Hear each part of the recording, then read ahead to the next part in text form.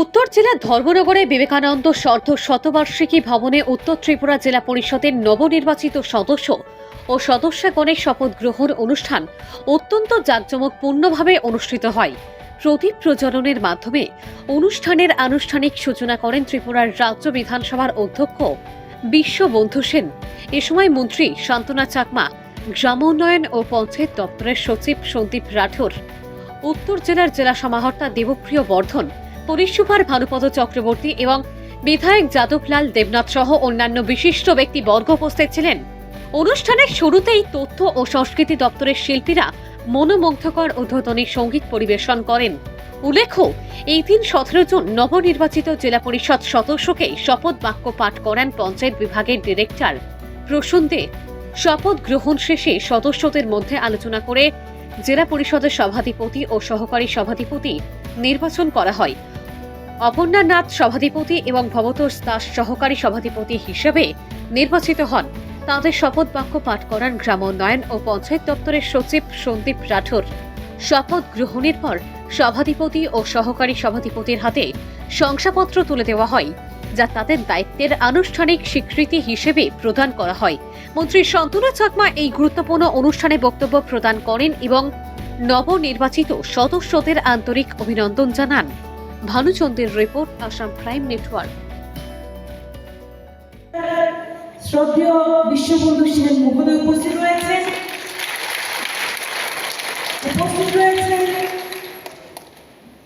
এই জেলার বিএম থেকে শুরু করে এসপি থেকে শুরু করে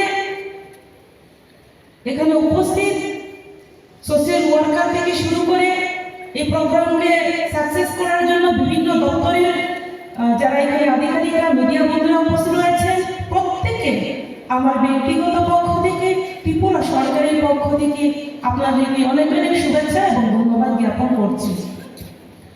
তো আজকে যে আমাদের শপথ গ্রহণ অনুষ্ঠান হলো, আমি অত্যন্ত আনন্দিত। ব্যক্তিগতভাবে আমি আশাবাদী যারা নবনির্বাচিত হয়েছেন ওনারা প্রত্যেকেই আমাদের জনগণের স্বার্থে এই এলাকা উন্নয়নের জন্য প্রত্যেকেই কাজ করবেন।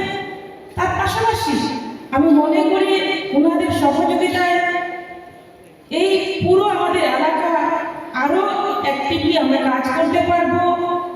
তার পাশাপাশি আমি ধন্যবাদ জ্ঞাপন করছি যে যারা দূর দূরান্ত থেকে এই প্রোগ্রামে উপস্থিত হয়েছে। কোনো একটা উন্নয়ন হতে গেলে একে অপরের সহযোগিতা ছাড়া উন্নয়ন সম্ভব না। তার জন্য রাজ্য থেকে শুরু করে আমাদের যে গ্রাস লেভেল পর্যন্ত যারা আমাদের সরকারি বেসরকারি সমাজসেবক সেবিকা যারা রয়েছে প্রত্যেকে একে অপরের যে পরিপূরক আমি মনে করি। তো তার জন্য আমরা প্রত্যেকে মিলে কাজ করব। আমি প্রত্যেকের যারা আজকে শপথ গ্রহণ করেছেন ওনাদেরকে শুভেচ্ছা জানাচ্ছি। আগামী দিনে এই এলাকা উন্নয়নের জন্য ওনারা কাজ করে যাবেন।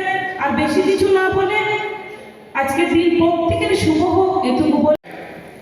নরেন্দ্র মোদীজি পুতিনকে বুঝিয়েছে তোমার এই জায়গাটা ভারতবর্ষকে সুযোগ দাও, আমরা সেখানে স্যাটেলাইট সিটি বানাবো। পুতিন সাহেব রাজি হয়েছে, ওই জায়গায় স্যাটেলাইট সিটি কে বানাচ্ছে? ভারত বানাচ্ছে। এবং সেখানে ভারতবর্ষ সামরিক শক্তিতে শক্তিয়ান হয়ে বলিয়ান হওয়ার ব্যবস্থা করছে। আগামী 2-3 বছরের মধ্যে ফুললি ইকুইপড হয়ে ওখানকার ওই জায়গায় ভারতীয় সৈন্যবাহিনী, ভারতীয় বিমান বাহিনী, ভারতীয় জাহাজ, ভারতীয় ট্যাঙ্ক ওইখানে অবস্থান করবে। চীন সিকিম দিয়ে আক্রমণ করবে, চীন অরুণাচল আক্রমণ করবে, চীন লাদাখ আক্রমণ করবে, চীন ভারতবর্ষ সেই জায়গাতে আক্রান্ত হবে। চীন কিন্তু বড় বেকার বলেছে, কারণ তাওয়ান বলছে চীনের অংশ। আর পাকিস্তান তো আমাদের আছে পারমাণবিক যে স্বাধীনতার পর থেকে বলে ভারত তাদের part. Pakistan already finish very recently. আরেকটা পার্শ্ববর্তী রাষ্ট্র বাংলাদেশ আমাদের বিরুদ্ধে টোটালি চলে গেছে। টোটালি জামায়াতি গোষ্ঠীটাকে এটা বুঝতে হবে।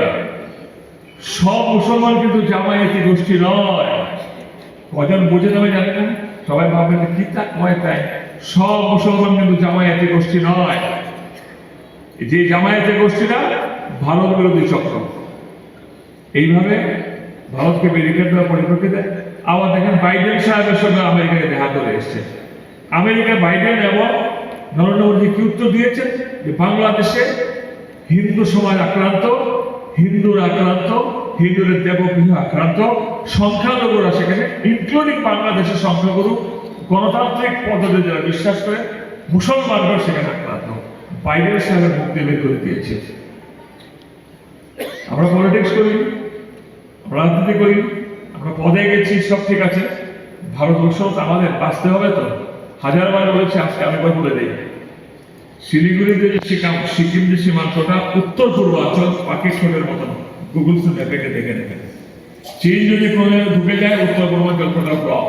মঞ্চে আসে আমাদের দীর্ঘদিনের লড়াই সংগ্রামের অবসানে যে পঞ্চায়েত নির্বাচনের টোটাল যেটা পরিক্রমা আজকে সমাপ্ত হলো আমাদের সভাধিপতি এবং উপসভাধিপতির নির্বাচনের মাধ্যমে।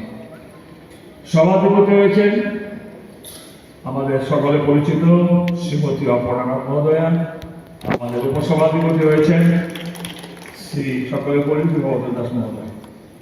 মঞ্চে ওনারা আছেন রেসপেক্টেড ডিএম সাহেব, রেসপেক্টেড এসপি সাহেব সহ জেলা নেতৃত্ব কাজল দাস, এমএলএ সাহেব, আমাদের শ্রদ্ধেয় যাদবলাল নাথ মহোদয় এবং অল ইলেক্টেড মেম্বার অফ উত্তর ত্রিপুরা জেলা পরিষদ, মিডিয়া পার্সোনালরা এবং সর্বোপরি যারা না আসলে যে কোনো উৎসব অনুষ্ঠান পরিপূর্ণতা পায় না, সেই ভারতীয় জনতা পার্টির সর্বস্তরের কর্মী ভাই বন্ধু বোনেরা সবাইকে আমার নমস্কার,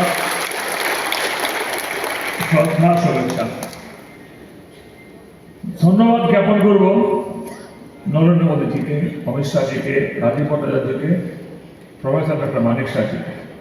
এবং জিজ্ঞেস করবেন কেন পঞ্চায়েতের জেলা পরিষদ শপথ হচ্ছে, হঠাৎ নরেন্দ্র মোদীকে প্রশংসা কেন? আপনারা আমি জানি সবাই ফেসবুক ঘাটেন প্রতিদিন, সেকেন্ডে। কিন্তু এই মুহূর্তে যদি বলি যে আন্তর্জাতিক ক্ষেত্রে নরেন্দ্র মোদীর লাস্ট 15 ডেজের মধ্যে কি করেছে ভারতবর্ষের জন্য, যদি কেউ বলতে পারেন আমি খুব খুশি ও ধন্যবাদ জানাবো।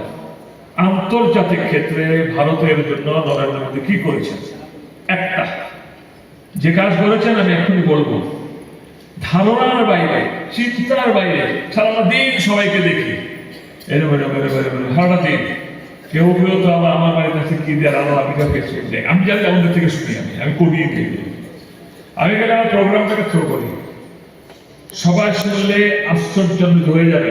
আমাদের ভারতবর্ষের সবচেয়ে বড় শত্রুকে সবাই বলতে পারবেন, আবার বলুন চীন।